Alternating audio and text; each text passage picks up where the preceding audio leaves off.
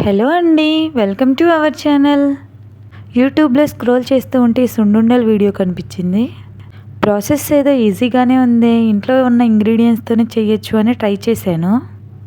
సున్నుండలని ఉండలుగా ప్రెస్ చేయటం ఒక్కటే కష్టంగా ఉంది, కానీ టేస్ట్ మాత్రం చాలా సూపర్గా వచ్చాయి.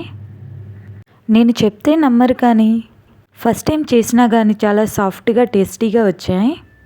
ఓకే, నేను ఎలా ప్రిపేర్ చేశానో చూసేయండి. 1 కప్పు మినపగుండ్లు తీసుకుని వాటిని మీడియం ఫ్లేమ్లో వేయించాను. ఇలా ఒక 10 నిమిషాల పాటు గరిటెతో తిప్పుకుంటూ వేయించాలి. ఇవి వేయించేటప్పుడు కమ్మటి సువాసన వస్తుంది. 10 నిమిషాల తర్వాత చూపిస్తున్నాను చూడండి, మినపగుండ్లు బాగా వేగిపోయాయి. ఇందులో ఒక 2 టేబుల్ స్పూన్లు బియ్యం వేస్తున్నాను. సున్నుండలు తినేటప్పుడు పంటికి అంటుకోకుండా ఉంటాయి ఈ బియ్యం వేస్తే.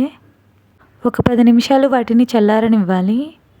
అవి చల్లారుతున్న సమయంలో మనం బెల్లం తీసుకొని చక్కగా తురిమేసుకోవాలి. ఇలా మెత్తగా తురిమేసుకోవాలి. చల్లారిన మినపగుండ్లను మిక్సీ జార్లో వేసుకొని మిక్సీ పట్టుకోవాలి. మిక్సీ పట్టిన పౌడర్ని ఒక గిన్నెలో వేయాలి. ఇందులో 1/4 కప్పు బెల్లం వేసి పిండిలో బాగా కలపాలి. ఈ బెల్లం కలిపిన పిండిని కొంచెం కొంచెం తీసుకొని మిక్సీ పట్టుకోవాలి.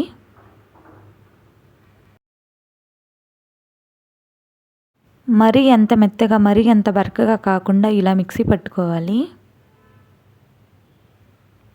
మిక్సీ పట్టిన పౌడర్ని ఒక ప్లేట్లో వేసుకోవాలి. గోరువెచ్చగా ఉన్న నెయ్యిని తీసుకొని ఇందులో కొంచెం కొంచెం పోసుకుంటూ కలుపుకోవాలి.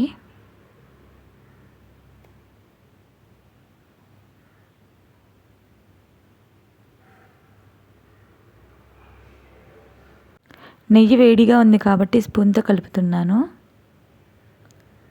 నెయ్యి పిండి మొత్తంలో కలిసే విధంగా చక్కగా కలుపుకోవాలి. నెయ్యి పిండిలో కలిసిన తర్వాత మనం కొంచెం కొంచెం చేతిలోకి తీసుకొని సుండి ఉండలుగా ఒత్తేసుకోవడమే.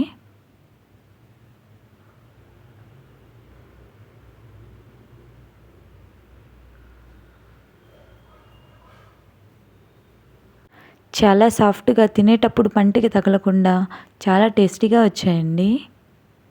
ఇలా ఒక్కొక్కటిగా సుండి ఉండల్ని చేసుకొని సర్వింగ్ బౌల్లోకి సర్వ్ చేసుకోవడమే.